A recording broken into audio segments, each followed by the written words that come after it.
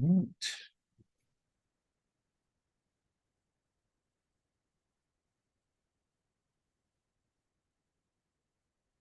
Nangadzabeitsa Castinko. Esta la.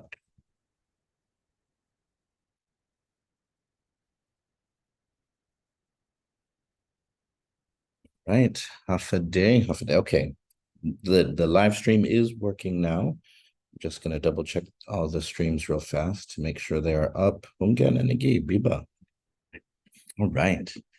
Half a day total samazugana hujung estigi un nuevo na episode Fanatsu podcast. Why host me to Tatlo. Half a day to everyone. We are back with another Fanatsu episode. Michael Luhan Bavakwa. Today's podcast is a little bit different. It is a conversation between curators. And so I'm very excited to have with me a fellow Chamorro curator, Marina Tyquiengco, who is a associate curator of Native American art at the Museum of Fine Arts in Boston. And so she has been taking my Zoom Chamorro class for a little while now.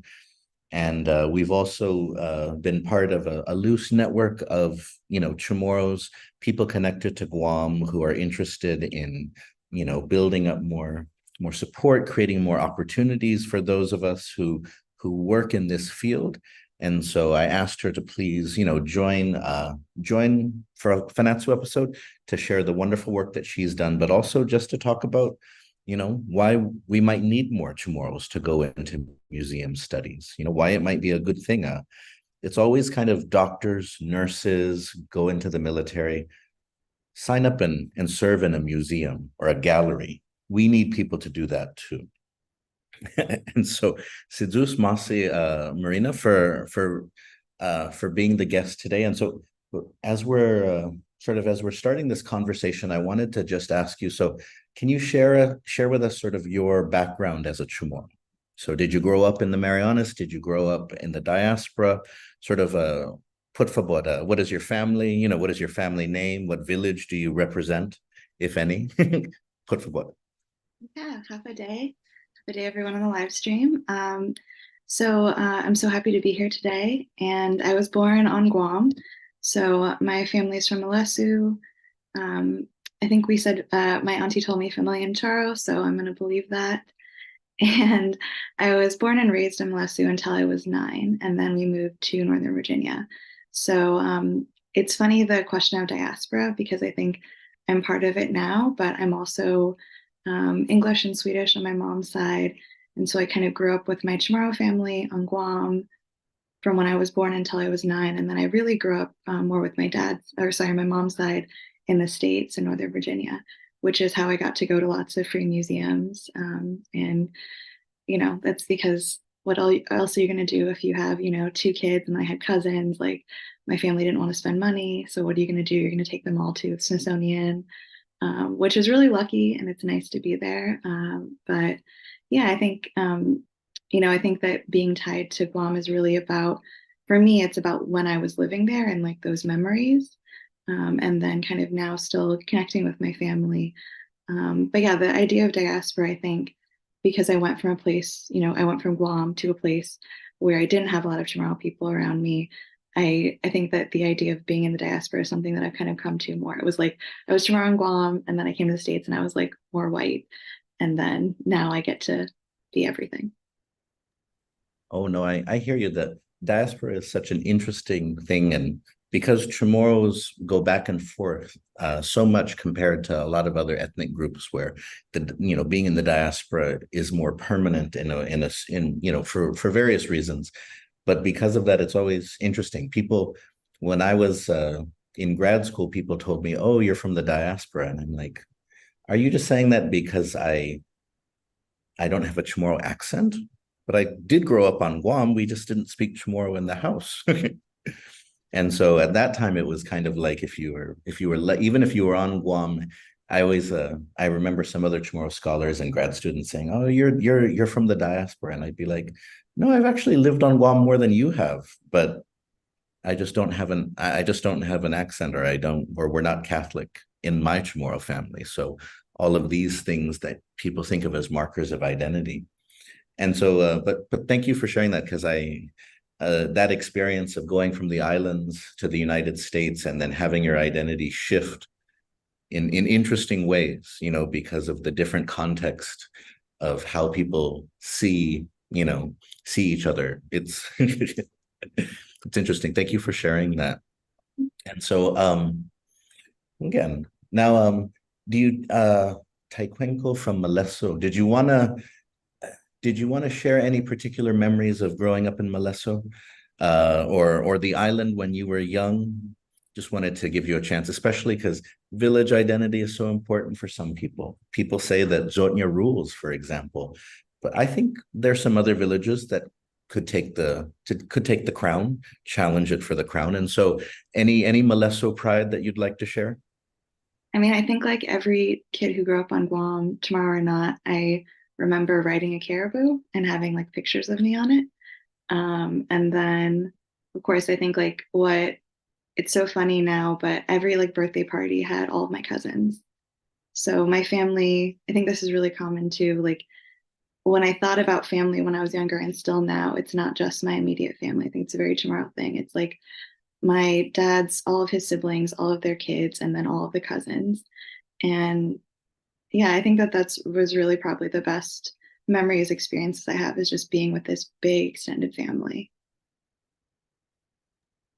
Biba Biba. And so you shared how museums were part of your upbringing, when you moved out to the States. And so, were the seeds planted then to kind of go into museums, or was it, did you have other interests first, or what brought you to kind of, wanting to study, to work in museums, to be a curator? Yeah, that's a great question. I think I come from a lot of teachers, so I knew I didn't want to do that, even though I've taught at the university level and I do a lot of teaching in galleries, so I can't get away from teaching. But I was like, I don't want to be a teacher. I don't really want to do anything else. But I think like you, Maget, made art for a long time. Like I like making art was like my thing from when I was a kid, and then it kind of continued. And then at some point, I just like didn't have any patience to finish things. But I got to take art history in high school. I was taught by like a photography teacher who didn't actually teach us. We just had to like read the book ourselves and like learn from it. Which I think if you go to, I mean, I was at a well-funded public school in Virginia, but sometimes they're just like things that you can just do. And I think that really inspired me because I didn't have it, I had the patience to study art and I love being around it. I love having, objects around me, artists around me, and reading and thinking about art. And I kind of realized it tapped into like a patience that I had, that I didn't have for like finishing the background of a drawing. So I think that it was just kind of like wanting to keep art around me, but not wanting to have the responsibility of making and finishing it. But I think also when we were talking about diaspora earlier, I always had a very strong sense of like being Chamorro. That's what my dad told me. I know my family. And just I think that it's kind of the combination of that. So I also studied politics in school. And so, working in Native American art, working in Indigenous art more broadly, it's a way to kind of combine my love of politics and my love of art because you can't really not be political or not have an understanding of law and history. So it's kind of like all those things together. But yeah, museums were kind of like magical places, just to see a lot of different things. And I think as a lot of people who end up go PhDs or all these other things, like I wanted to go to museums. It was like a thing I wanted to do. Not something I thought wasn't cool, just like a fun activity. Like I went on birthdays. And yeah, just the fact that they were around and free, and somewhat, and pretty accessible from where my family lived. It was a real blessing. No, that's so cool because I mean I'm so my perspective on Chamorro culture is always kind of interesting because I always try to remind people that for our ancient ancestors, being mentally advanced, being able to remember things, being creative, being able to create wonderful poetry, to remember hundreds of lines of a song, like this is what made somebody special. and made them the pride of the clan or the village.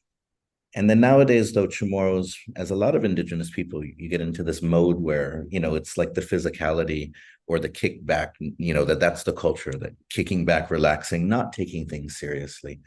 But I always love the ways in which we can find what I've, in my research, just think of as being a powerful thing from our ancestors. I always remember the Jesuit accounts that talk about when somebody showed an intellectual skill, then the family would give them a separate route to train them separately. That, this one is creative. This one of our children is creative. We have to give them to a teacher who can teach them the stories of the village.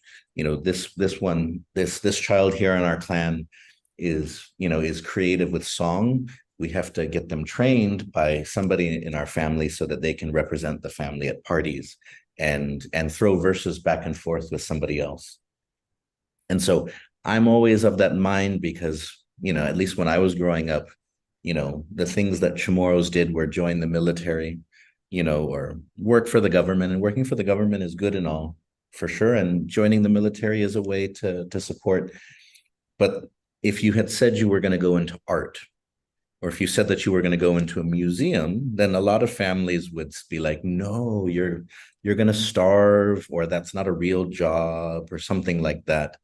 And so I am all about ways that we can normalize those types of creative or intellectual activities for the Chamorro people, just to get away from that idea that these are the only real ways that Chamorros can thrive, and just remind them that actually before colonization and even after colonization, our people took pride in these parts of who we are. So, but anyway, so definitely that's why yeah, I was just when I finished the recent lecture series on ancient Chamorro culture, that was kind of the final takeaway that I wanted people to have is that, encourage Chamorros to be advanced in their knowledge. Don't feel like to be Chamorro you're supposed to hold yourself back from the world of adaptation or evolution or creativity. And so again, now, all right, you talked about politics, you talked about art. Again, and so I did want to ask you though, what type of art did you like to make though? Oh yeah, that's a good question. That you felt, I was intrigued when you mentioned that, and then you took a step, you were kind of taking a step.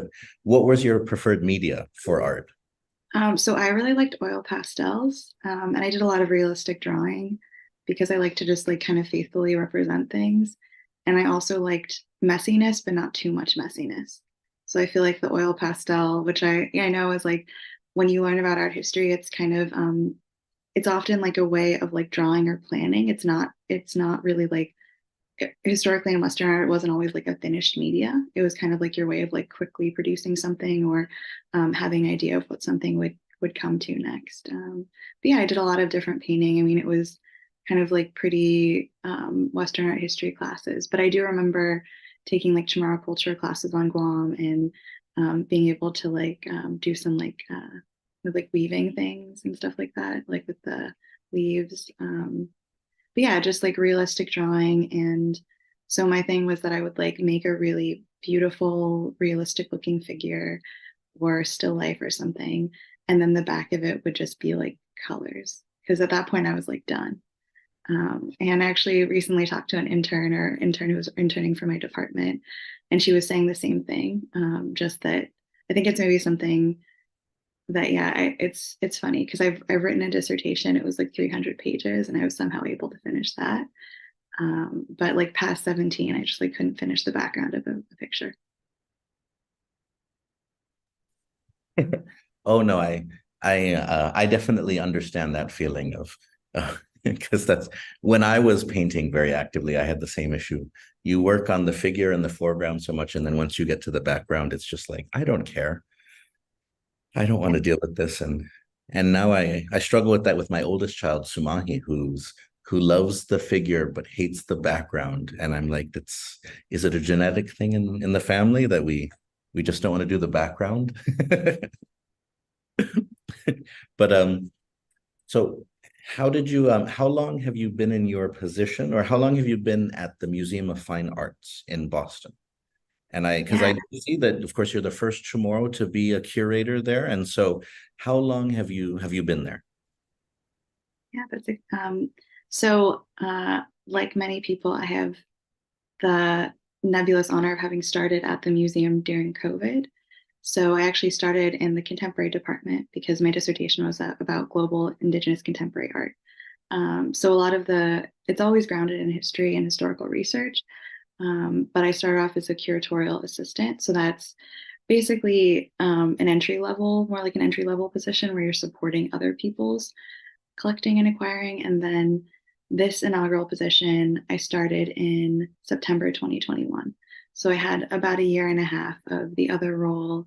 And in that time, I finished my dissertation. Don't recommend doing a dissertation a full-time job. It's a lot of what people have to do, but it is not fun. And I think Miguel, you might have also like had a family then. It's too much, but I did it. And yeah, so I've been in this job for 2 years. And since then, I've opened one permanent gallery and I've done a few rotations. And then in November, I opened a new exhibition. So it's been a lot in like a year and a half, or 2 years, I guess I should say. Biba, Biba. Now, one of the things that I really wanted to ask you was, in terms of your identity as a Chamorro, as a Pacific Islander, as indigenous, you know, sort of what has it been like navigating sort of museum studies?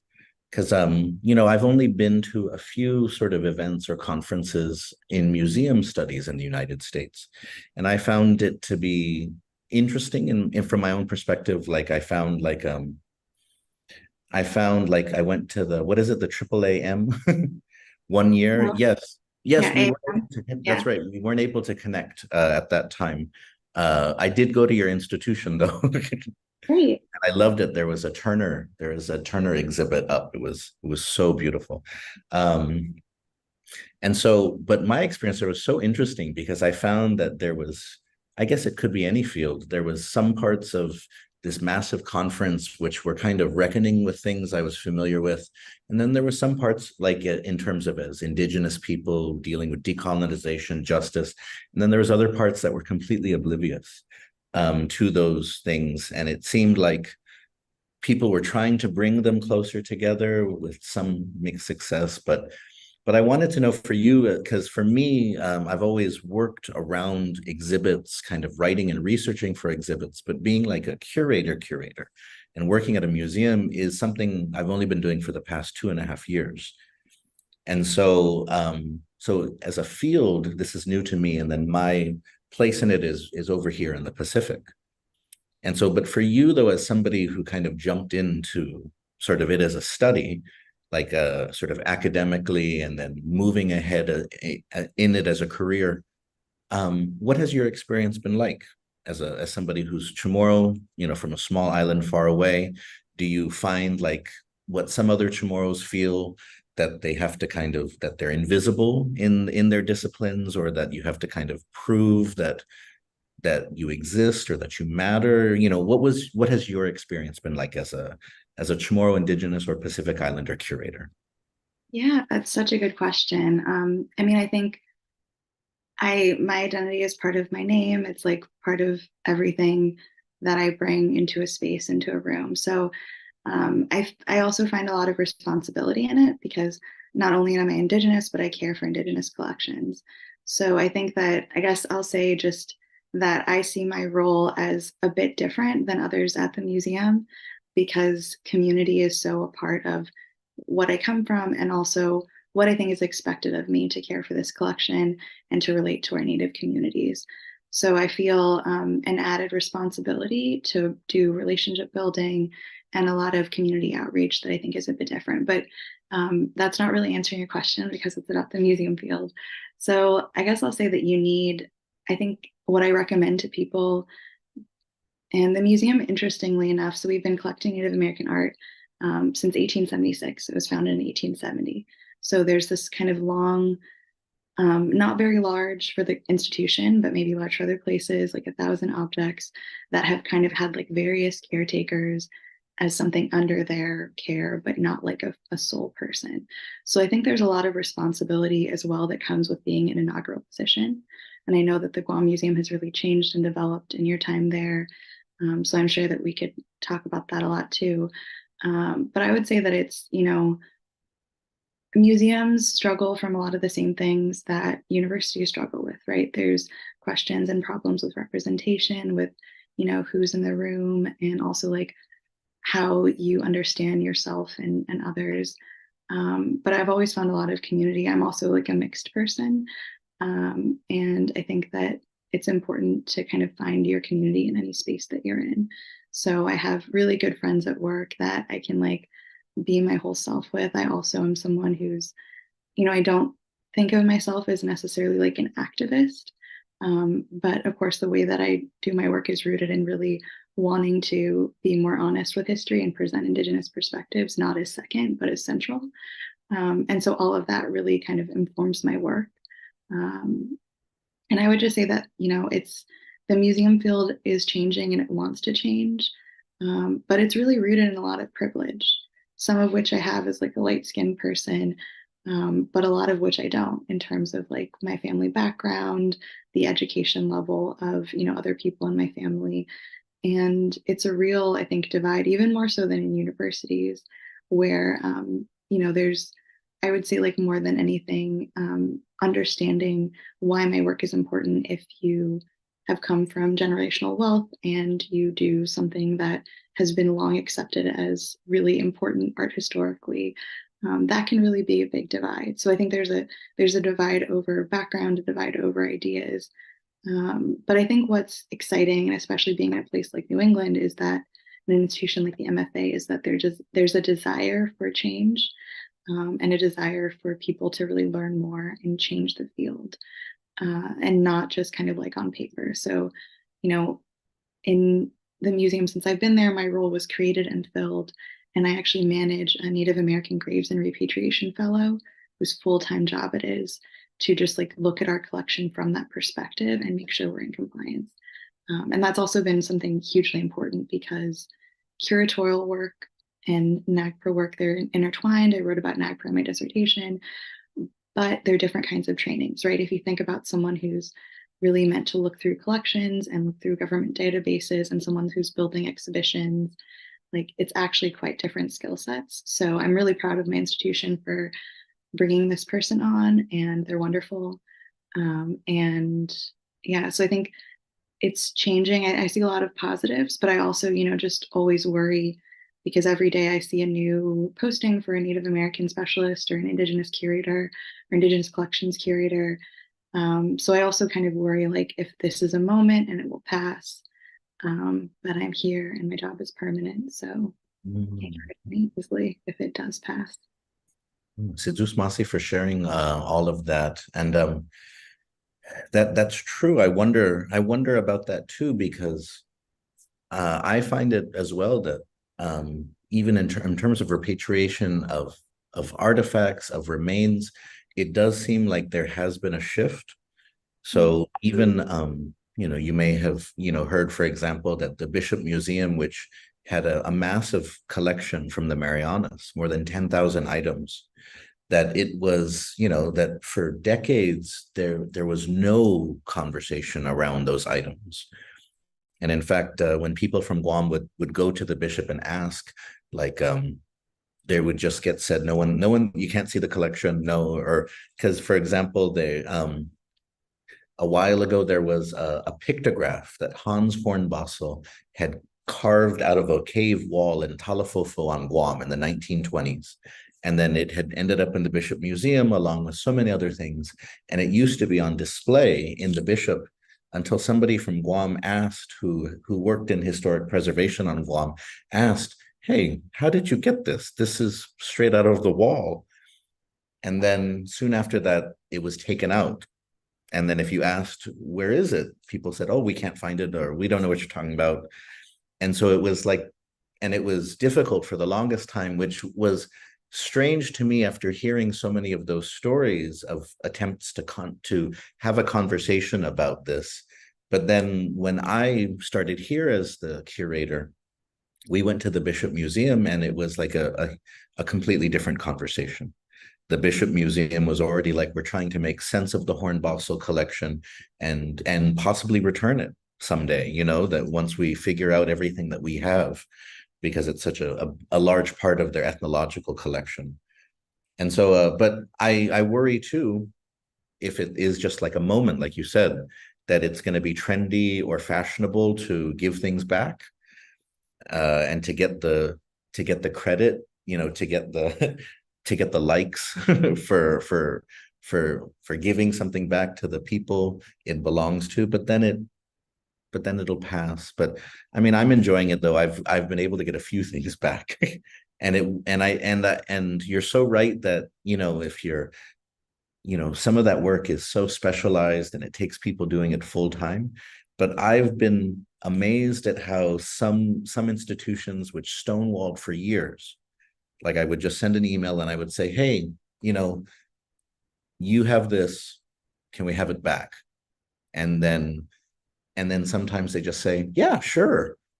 Yeah, we don't want it. We aren't using it. No one cares about it anymore. You can have it back.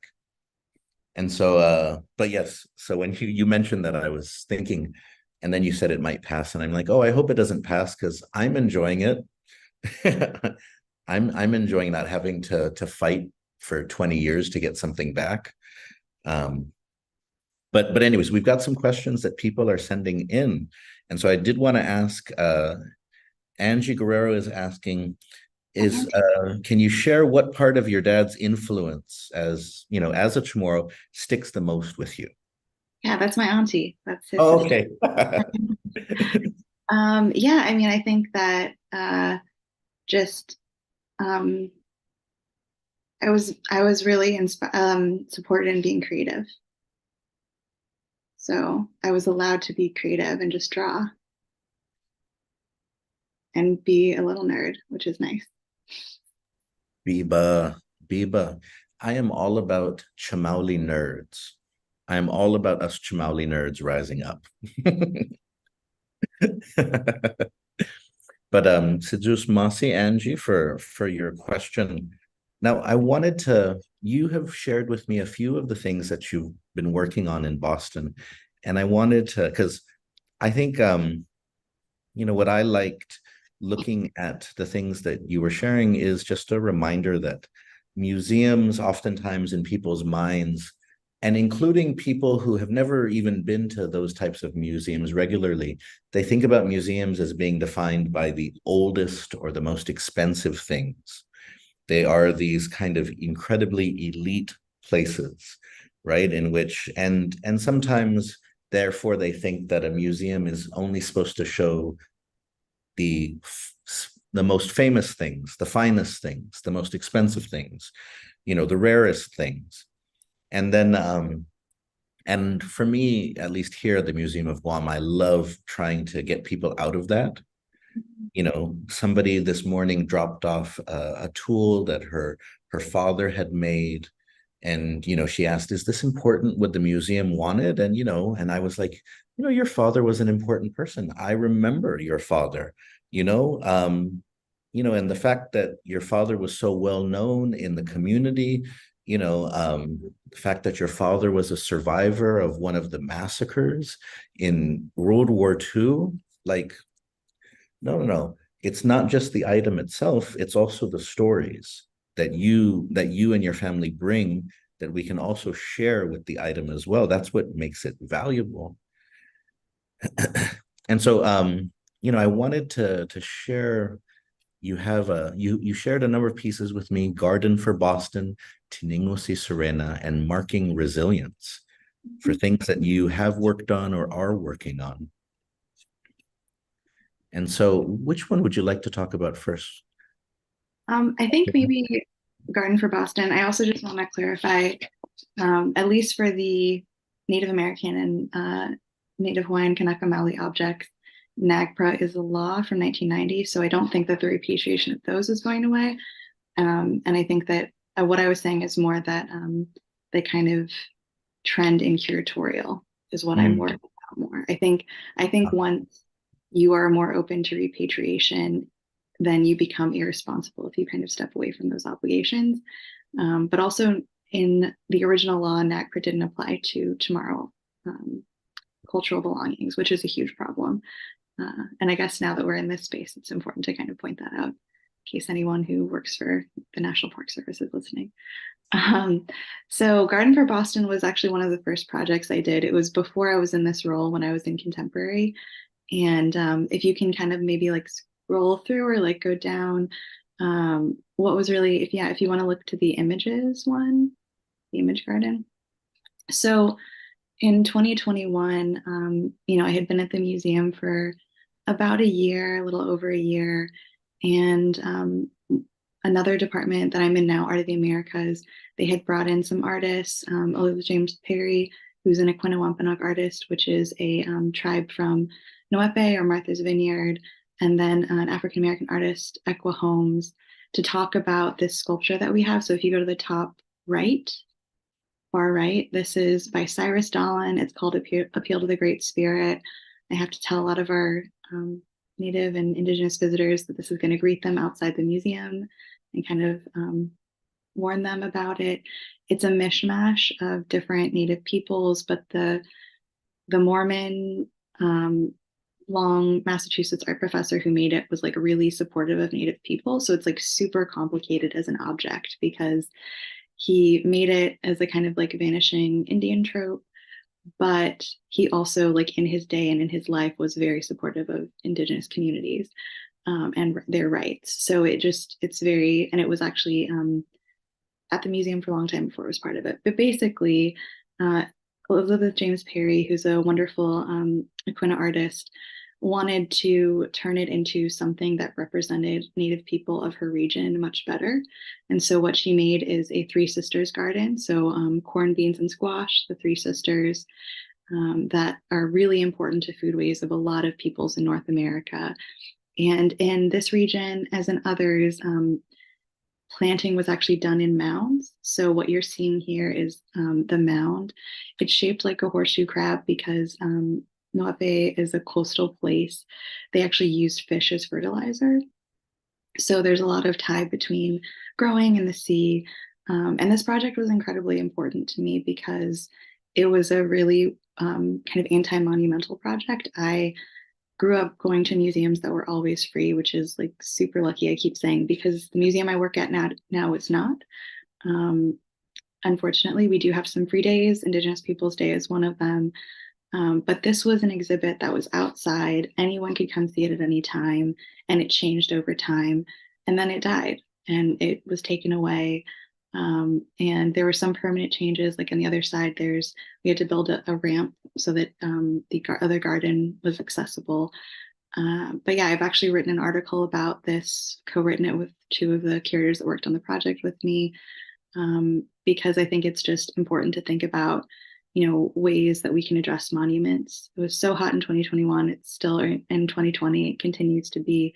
But just thinking about a garden as something that's so anti-monumental and can so speak to, Black women's communities through Equa Home, Indigenous ways of growing through Elizabeth James Perry. So it's super formative in kind of my career. Well, Biba. Yeah. Biba, I remember seeing that statue and thinking, ooh. Yes. Interesting. But it's wonderful to hear about this project though. Oh wow. Oh, That's the nice. growing stages. And then the sunflowers grew really well. So if you wanted to scroll down, you could see a little bit more.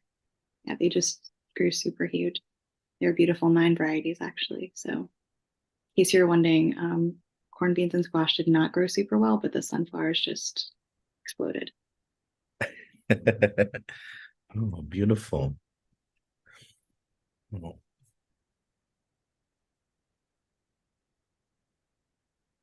Wow. And so, yes, how has it been with that transition from contemporary art to Native American, to working in the Native American collection? Did you find that it was a smooth transition? Was it a little challenging for you? Yeah, so I mean, my work has always been really historically rooted and grounded, and I wrote about Native American art for my dissertation. But I think that it's just what I'm really interested in still. And when you talked about things that weren't like super precious, like one of the things that I've been interested in bringing in to the collection is basketry, because this was Native art that was meant to be seen outside of its community, often created for outside sale. And so I think I'm very interested in, the idea of consent and what is, and this is actually borrowing from a colleague at Yale, Royce Youngwolf, the idea of intentional art or intentional objects. And so, yeah, I think it's been interesting to like learn the collection, but also, again, just speaking of this idea of responsibility, we don't represent the region very well in terms of our objects. So that's been a big push of mine, both historical and with contemporary art of, how can we better represent the native Northeast, native New England, native Southern New England, particularly. Um, I mean, those are all kind of questions that I think about and, you know, work on. Biba, Biba. Oh, we have a few more people commenting. I don't know if they're ants of yours. Angelica Pereira is saying listening from Georgia. Marissa Chan says half a day from southern New Hampshire. Oh, and Emma Perez, Biba Emma, Senora Serena. She says Biba nerds. Biba nerds. Great comment. Again, that's like I feel like that's my battle cry. Biba nerds. And so one of the I wanted to ask you next about Tiningo si Serena. Mhm. And of course, in which you brought into the collection this piece by an amazing young Chamorro artist, Gisela Chatfris McDaniel. But I loved that this here, it was a conversation with Gisela and then her mother, Sianti, Antoinette Chatfris McDaniel. And so sticky. Here we go. And so can you share, talk to us about how this acquisition came about? And I know you said too that it's featured in a new it's in an exhibit at the MFA right now, right? Yeah, so this is actually the key image for the new contemporary exhibition. I wrote this label, but I didn't work on the exhibition largely, called Tender Love and Care. It's all about the home. And so this was an interview that we did kind of shortly after, or actually a few months after the piece was brought in. So when I was still in contemporary, I had like learned about Gisela's practice and I did a studio visit with her. And this was one of the pieces that we talked about, or I think looked at. I think, even though it's maybe not so much this way anymore, like my Grandma Linga is like a very strong figure in my family. So women as important role models, important figures in the household and kind of determining things was really something that I've always thought about. And then, of course, historically, Chamorros were matrilineal.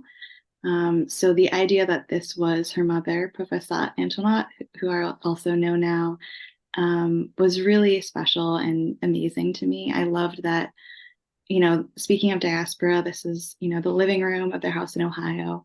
But I think something about it just like felt so Chamorro to me, like the plants. And then I jokingly call it, and it's a really important piece, so I shouldn't joke about it. But in that corner where you see the Guam flag, that's actually a shirt that belonged to Professor's father, who was, I believe he was a veteran, and it's a Liberation Day shirt. So what I say is that like every uncle had this shirt or some variation of it. It's like the before we moved to the States, like the before everybody had like the Old Navy flag shirts or whatever. It was like these Liberation Day shirts, and so that's really special.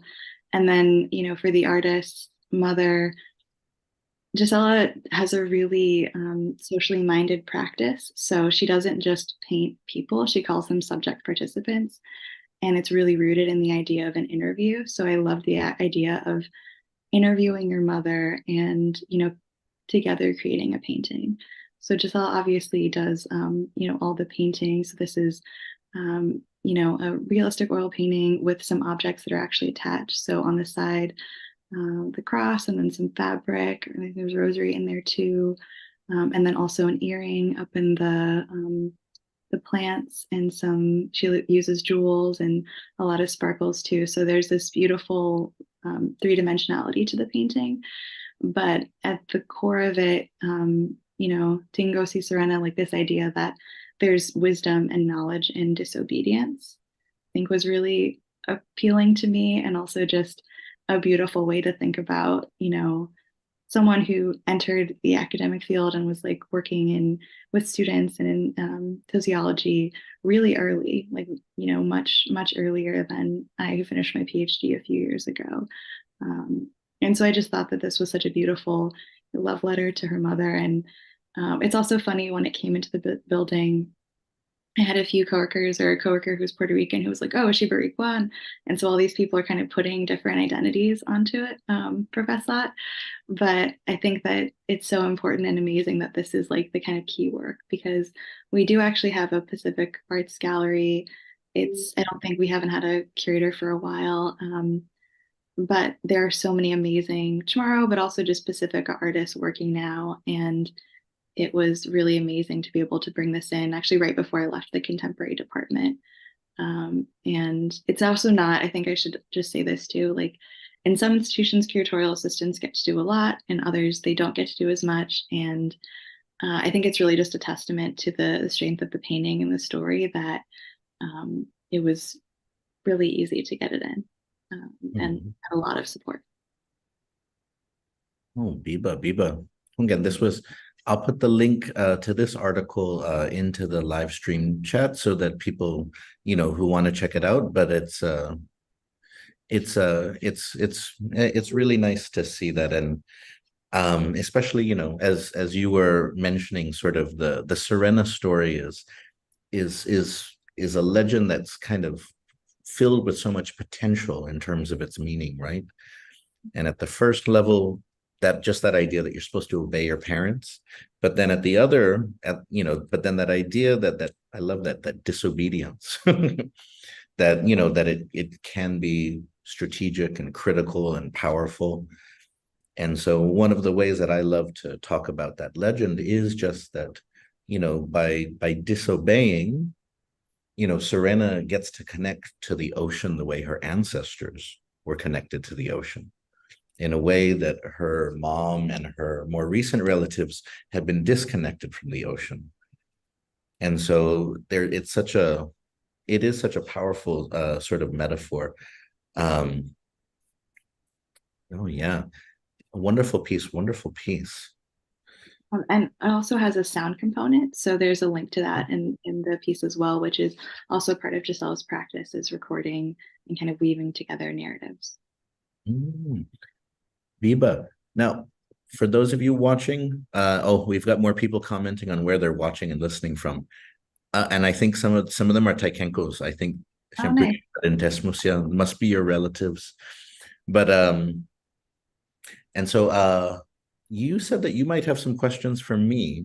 I've got Mhm. questions for you, but if you wanted to ask me a question, por favor, go ahead. I'm gonna put the link for that article into the live stream. But what is your question that you might have for me?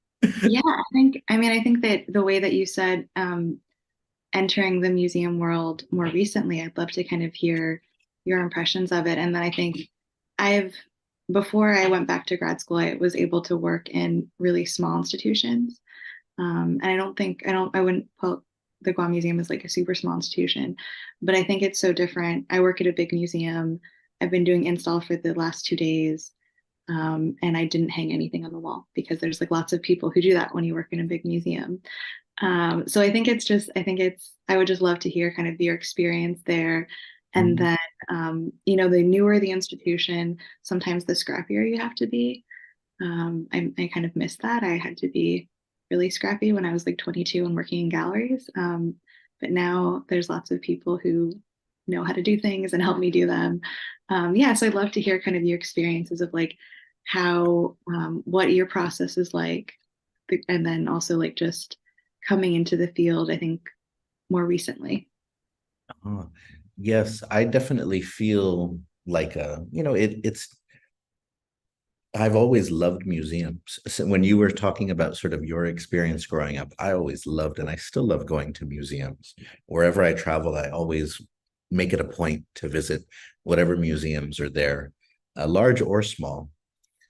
But then coming into the Guam Museum, it was interesting because on the one hand, it was sort of like it was like a dream to be able to kind of be in the collection here and to be able to be the person who gets to talk to people about the collection and then, create programs around it, help make exhibits.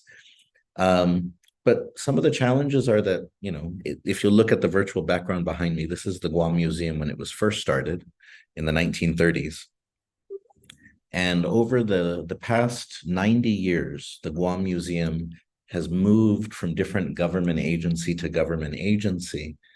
And so it was under the Park Service, and under land management, it was later under the library, and now it's under Department of Chamorro Affairs.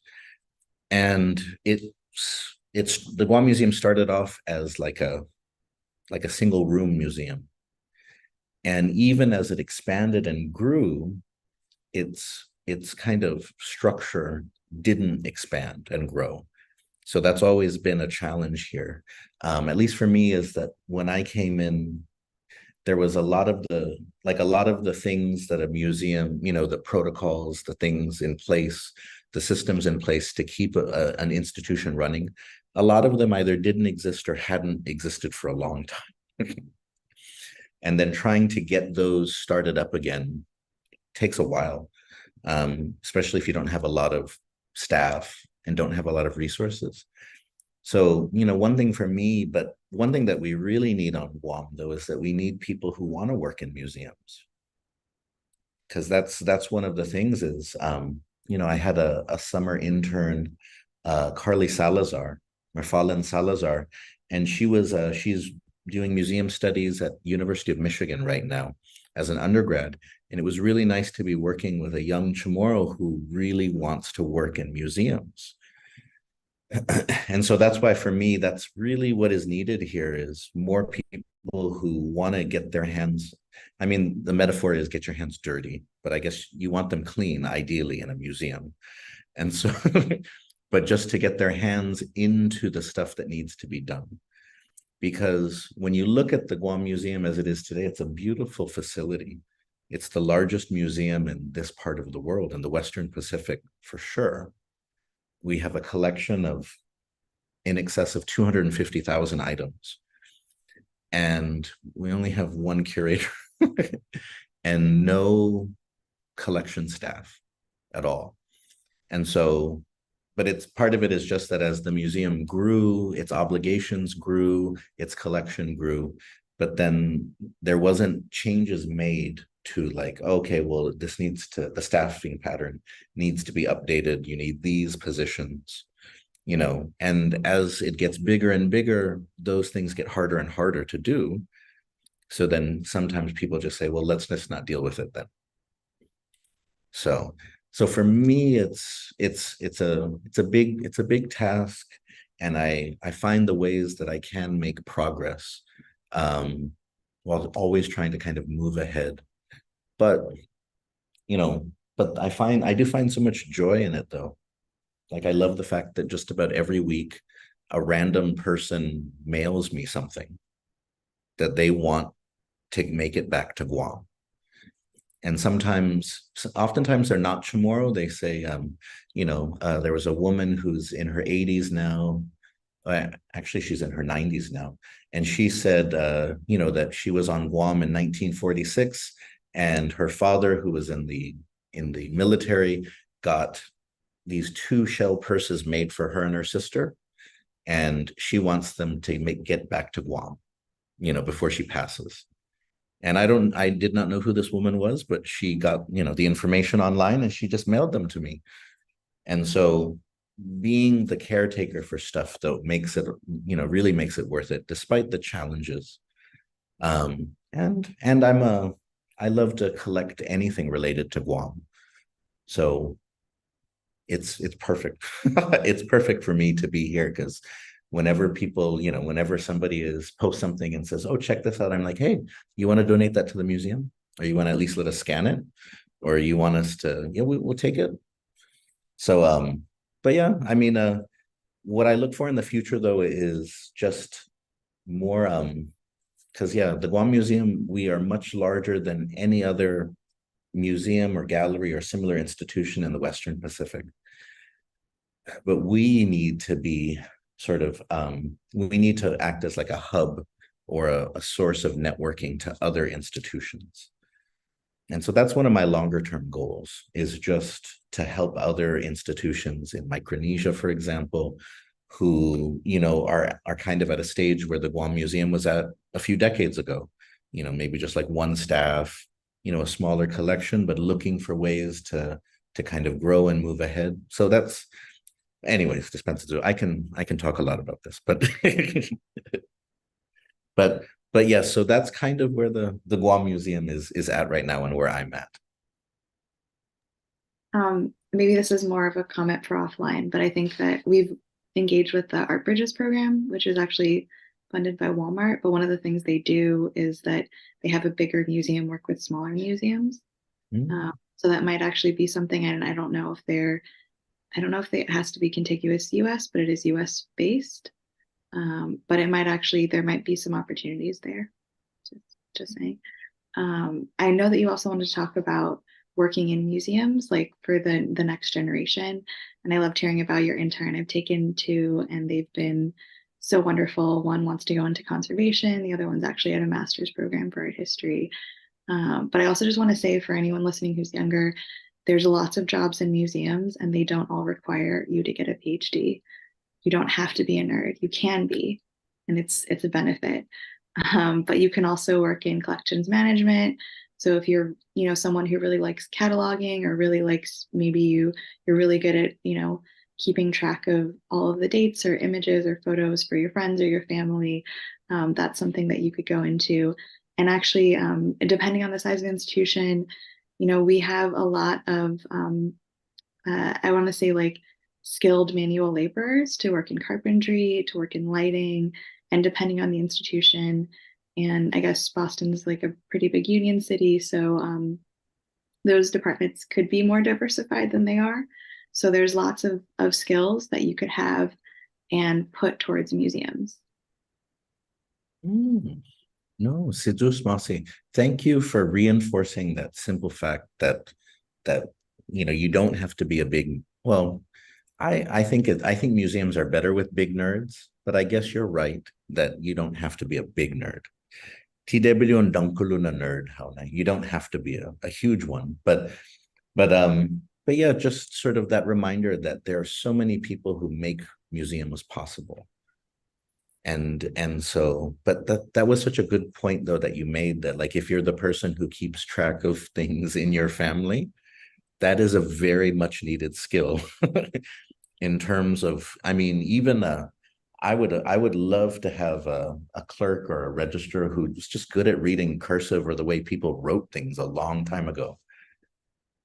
Somebody who takes pleasure or joy or fulfillment in getting into those types of details about tracking something down until you find just about everything that you can about it.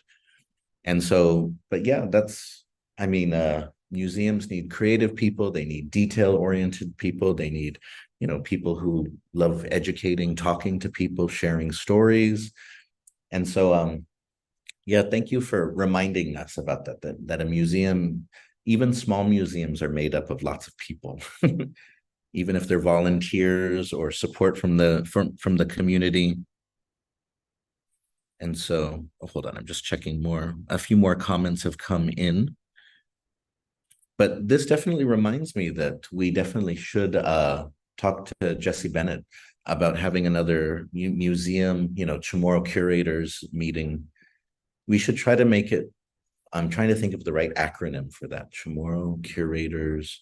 What was some of the options that we came up with? I don't remember, but I'm actually part of another group that the new curator of the Brooklyn Museum, Dare Turner, who is Curac, and then also Laura Allen, who's at the Montclair Museum, both kind of East Coast museums started for Native American art curators.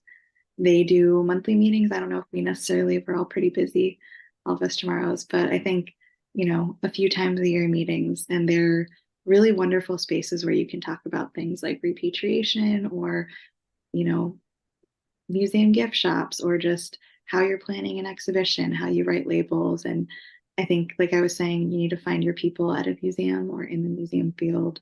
You can also do that outside of your institution. Mm, no, a good point. A good point. And so, yeah, so one sort of final thing that I would like for you to kind of just share, because for me, I shared a little bit earlier, one of the things that I really take a lot of joy right now is just in challenging the definition of museums that people here have, right? Whether it's in terms of, bringing the community more into the museum, finding ways to kind of give the community ownership over the museum, breaking down different barriers that have existed in the past. And then just talking to people about what the purpose of a museum is too. And so I wanted to kind of just ask you, what is your definition of like what a museum is or its value in society?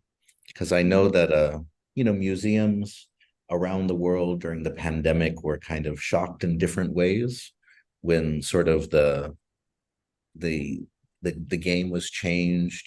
For the Guam Museum, for example, we're completely closed for an entire year. So no one visited the Guam Museum for an entire year. And then even as the museum has reopened, sort of tourism markets haven't come back yet, and so on and stuff like that. So if you could just share kind of for you, what is a museum and why is it important? Yeah, that's such a fantastic question. And I also just want to say, like, changing opinions in the field. Um, I've had some really wonderful mentors and also like benefited from doing a lot of programs. And something that I used to hear a lot, or I think that used to get said a lot in museums, was the museum is its collection.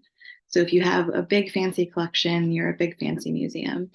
And I want to say now that I think of museums as your collection and your community, and maybe not even in that order, because I think it's so important to be able to connect. And there are places where you can educate the public in a different way. And I have a PhD in art history. I have taught before. Most PhD programs train you to be a professor. And I came in on day one, didn't know how long a PhD would take. I was very surprised when it took more than the 5 years that I thought I signed up for.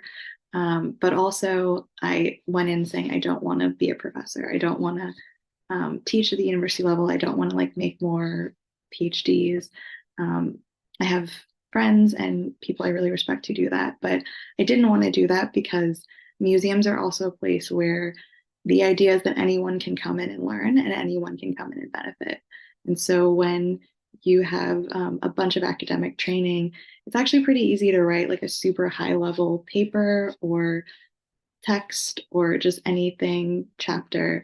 But writing something that is complex at at an eighth grade 13-year-old reading level, or even in some institutions 11-year-old reading level, that's a challenge. And it's, I think, for again, just like growing up in a place where museums were free and having that experience of it being so accessible, even if you had to drive to them. And there's a big problem actually in DC of like a lot of kids who live in DC don't necessarily make it to the mall because, there's not a lot of ways for them to get there. So I also think I just want to say that it's not like so easy for everyone, but museums are places where you can learn through objects and you can learn through ideas, and you're presented with information in a different way than if you read it in a book, right? Like we have very short, I have to write all of my ideas. Maybe I read 5 books about a single object in 75 words sometimes, right? And so I love the challenge of it. It's really fun.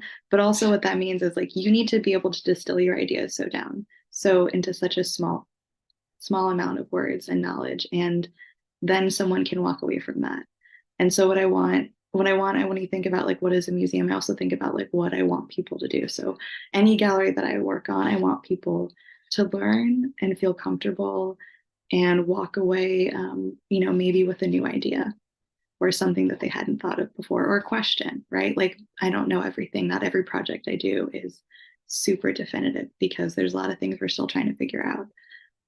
So I think that it's, a wonderful kind of public forum that happens to center ideas and should center community, and definitely has ways of learning about things that are through objects, because that's such a big part of it, right? Like we work in museums because we like stuff.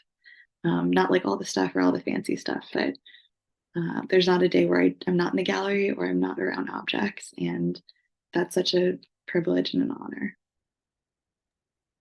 Oh, Zeus Mossy for sharing that. I've enjoyed very much this conversation between curators. Again, and I think yeah. Is there? I want to give you a final chance if there's anything in Boston at the MFA that you want to promote or talk about. Because anything that helps connect our Chamorro community, our Guam, our Marianas community to these types of things, right? That I'm always in favor of. We are Chamorros. We can have lots of parties, but we can also go to all the museums. Yes, we can barbecue to our heart's content, but we can also write books. Yes, again, that is what I believe. So anything that you'd like to share about what future things that you have planned? Yeah, so I have a print show up right now called Marking Resilience. Oh, yes, let me share that. I'll share. Go ahead and keep talking. I'll share it on the screen. You can share the link to that, but also, and this has happened sometimes, but reach out to me. I know there's some Chamorro students at Harvard and like in the Boston area. So yeah, just come to the museum. If you let me know, I can help you get a ticket. And just also, I want people to know maybe haven't been to an art museum before, or maybe aren't comfortable with the idea of going to one. We want you there. Biba. Si Diyos masi tatlo, Marina, si Diyos masi por este na bonito na konversasyon. Si Diyos masi no hamzu todos ni omega, pero me ekungok este gifin na episode Fanachu. Adios. Este ki manalehitalo.